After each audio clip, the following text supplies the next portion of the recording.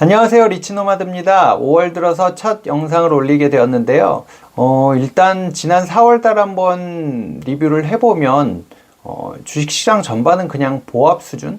물론 그 한 달 안에 변동성은 되게 컸던 것 같은데 결과론적으로 봤을 때는 한 달 내내 그닥 코스피나 코스닥이나 크게 상승하거나 크게 하락하진 않았던 것 같습니다. 물론 2차 전지가 엄청 올라갔다가 빠지고 그 안에는 내용은 좀 달랐겠지만 결과적으로는 그랬었고요. 제 계좌도 살짝 플러스 난 정도? 소폭의 그래도 조금 플러스 나고 끝났던 그런 수준인 것 같습니다. 5월달 지금 이제 5일밖에 지나지 않았는데 일단 죄다 보합 수준에서 머물고 있는 상황이고요. 앞으로의 주식시장 변동성이 이제 미국이 금리 인상을 또 0.25% 얘기를 했고, 그 다음에 이제 이런 상황들이 언제까지 지속될지, 연말까지는 금리 인하는 없다라고 했지만 시장에서는 금리 인하를 기정사실화해가는 분위기가 좀 많은데, 앞으로 시장에 어떤 변화가 있을지는 좀 더 지켜봐야 될 것 같습니다. 어찌됐든 금리 인상이 어느 정도 멈춰가고 있다는 분위기는 확인된 것 같으니까 앞으로 시장은 조금 더 재밌지 않을까 하는 생각을 해보고 있습니다만, 또 한편에서는 여러 가지 리스크들이 얘기가 나오고 있어서 또 늘 불안한 것은 사실인 것 같습니다. 하지만 여기서도 내가 중심을 잘 잡고 가면 분명히 좋은 기회가 있는, 작년보다는 나은 시장이 되지 않을까 하는 희망을 좀 갖고 있습니다. 오늘 얘기할 내용은요, 워렌 버핏에 대한 얘기를 좀 해볼까 합니다. 워런 버핏 벅셔 해서웨이 회장도 배당주를 굉장히 좋아한다는 그런 사실 알고 계셨나요?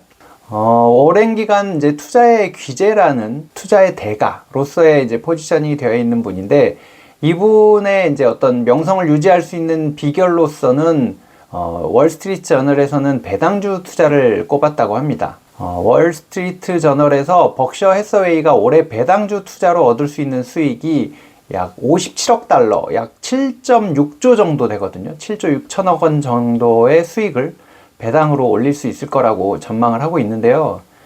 버핏이 선택했던 기업 대부분이 이제 배당을 지급하는 기업들이고, 그 중에 이제 특히 벅셔 해서웨이가 최대 주주로 되어 있는 쉐브론이라고 하는 이 에너지 회사는 10억 달러 이상의 배당을 가져다 줄 것으로 예상을 하고 있습니다. 36년 연속 배당금이 증가하는 어마어마한 기업이고요. 워낙 코카콜라에 대한 사랑은 익히 알려져 있는데, 코카콜라, 애플, 뱅크 오브 아메리카 이런 데서도 7억 달러, 8억 달러, 9억 달러 수준의 배당금이 들어올 것으로 예상을 하고 있습니다. 어마어마하죠. 물론 여기서 운용하는 자금이 워낙 크기도 하지만 배당금 수익도 이렇게 큽니다. 이 토드 핑클이라고 하는 이 곤자가대 교수분인데요. 이분이 이제 워런 버핏에 대한 책을 쓰셨나 봐요. 이제 이 책에서도 언급을 했었는데, 이제 경기 변동에도 안정성을 지키면서 배당금을 늘리는 기업에 투자한 게 버핏의 성공 비결이었다라는 얘기를 하셨다고 합니다. 시간이 지날수록 주식 포트폴리오의 가치가 더 커졌고 재투자할 수 있는 현금도 증가했던 게 이제 투자 성공의 비결로 꼽았는데요. 물론 이제 이렇게 저도 계속 배당주 얘기를 하고 이제 버핏도 배당주를 사랑하지만, 성장주가 주목받는 시기 2020년 정도 되겠죠. 그때 코로나 때문에 풀린 돈들이 주가를 엄청나게 밀어 올렸을 때, 이럴 때는 사실 배당주는 좀 매력이 떨어졌던 게 사실이잖아요. 하지만 21년도에는 오히려 저는 수익이 더 좋았었거든요. 그러니까 장기 투자를 원하는 개인들한테는 저는 그래서 이제 배당주 투자가 더 낫다라고 맨날 얘기를 하는 거고, 우리가 전업 투자자도 아니고 약간 부업의 범주에서 투자를 하고 있다면 역시 배당주 투자가 워런 버핏도 좋아하기 때문에 우리가 가야 될 길이 아닐까 하는 생각을 해보고 있습니다. 특히나 이렇게 배당금이 계속 늘어나는 기업들 굉장히 매력적이잖아요. 코카콜라에 대한 사랑은 익히 잘 알려져 있는데요.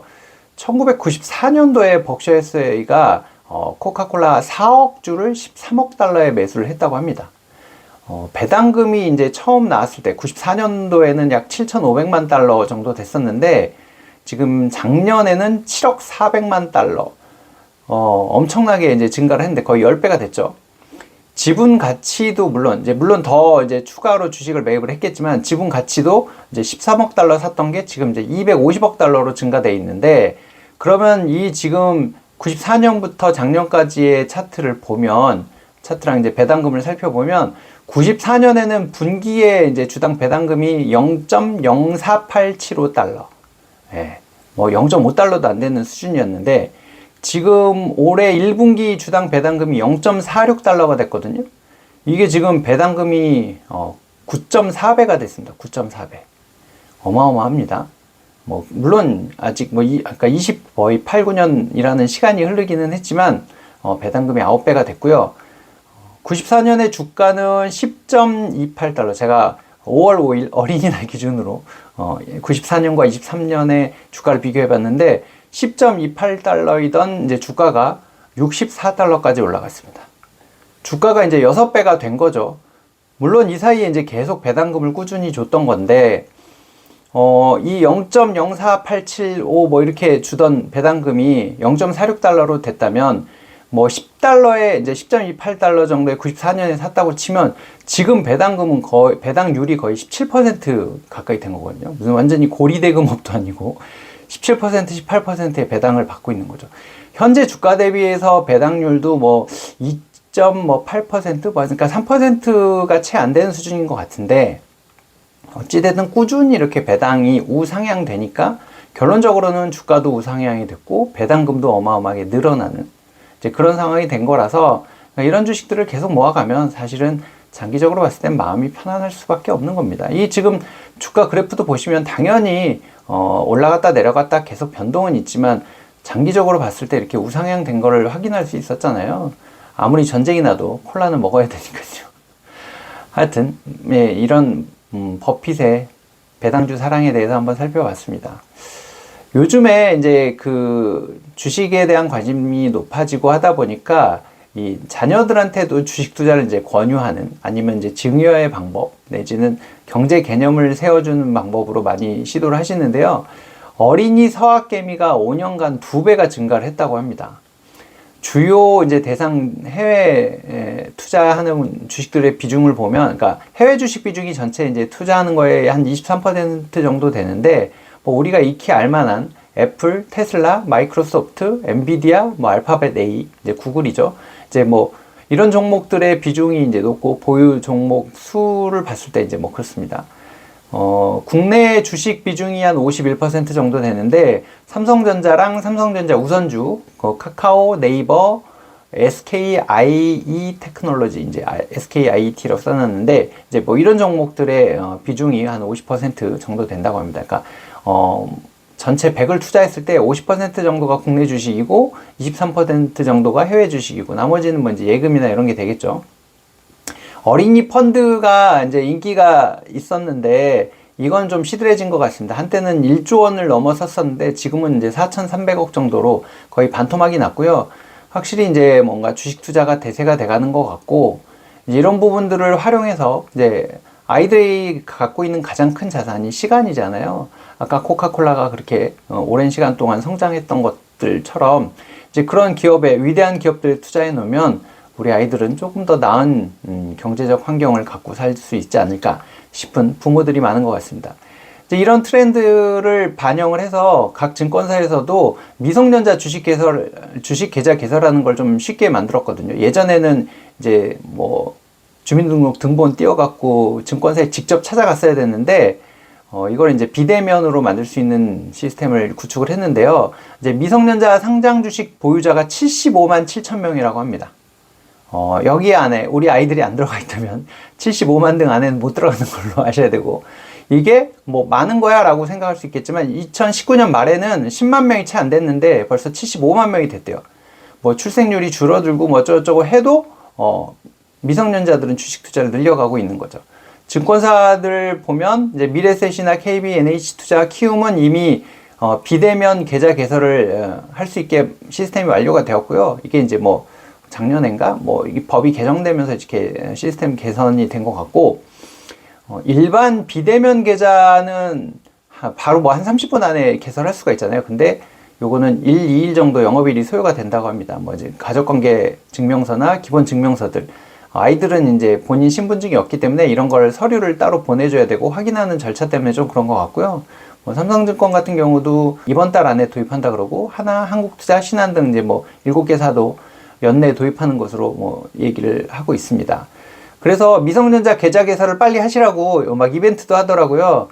뭐 계좌 개설하면은 돈을 얼마를 넣어줄 테니 이걸 투자를 하세요. 뭐 이런 것도 있고 뭐 여러 가지 이벤트가 있으니까 활용해 보시고요.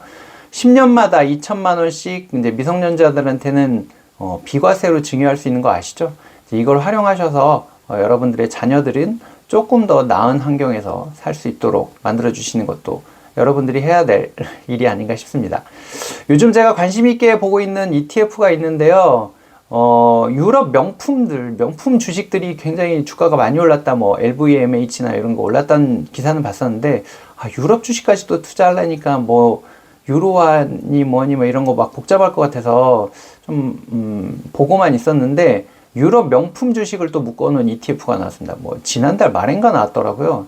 그래서 요거 뭐 현재 주가는 이제 상장된 지 며칠 안 돼서 그냥 그럭저럭인데, 명품 백보다는 명품 주식을 사는 게 어떨까 하는 생각을 좀 해보고요. 또 이제 요즘에 엔터주들이 굉장히 흐름이 좋잖아요. K-팝, 뭐 K-컬처의 인기가 계속 뭐 좋아지는 것 같고, 이제 코로나가 풀리면서 공연도 뭐 어마어마하게 해대고 있는 것 같은데, 그래서 이제 엔터주들 주가 흐름이 굉장히 좋잖아요. 이제 이런 부분을 모아놓은 하나로 FNK 팝 앤 미디어 뭐 이런 ETF가 또 있더라고요. 그래서 이걸 좀 담아가 볼까. 우리나라의 엔터 산업이 정말 계속 꾸준히 잘 성장하고 있는 것 같은데 뭐 이런 생각을 좀 해봤습니다. 그리고 또 하나는 타임폴리오에서 나온 K컬처 액티브라는 상품이 있는데, 이건 특이하게 이제 의료 관련주들, 이제 뭐 우리 피부 관리하는 기계라든가 뭐 이런 것들 또 인기가 있더라고요. 이제 그런 관련주들과 또 엔터주를 묶어 놓은 또 재밌는 상품이 있더라고요. 여기에 이제 뭐 게임도 있고 뭐 여러 가지 좀 구성 종목들이 특이하던데, 이제 장기적으로 뭔가 우리나라가 좀 강점을 갖고 갈 수 있는 산업에 투자하는 ETF거든요. 이것도 꾸준히 모아가면 괜찮지 않을까 하는 생각을 해보고 있습니다. 그래서 좀 관심을 갖고 있고, 연금저축도 이제 올해 거 불입해서 나중에 세금 혜택 받아야 되는데, 이런 거에 추가 투자를 좀 해볼까 하고 생각하는 중입니다. 여러분들은 어떤 것에 관심 갖고 계신가요? 여러분들의 얘기도 들려주시면 또 같이 다뤄볼 수 있도록 하겠습니다. 남은 휴일 잘 보내시고요. 또 빠른 시간 내에 좋은 정보들로 찾아뵙도록 하겠습니다. 고맙습니다.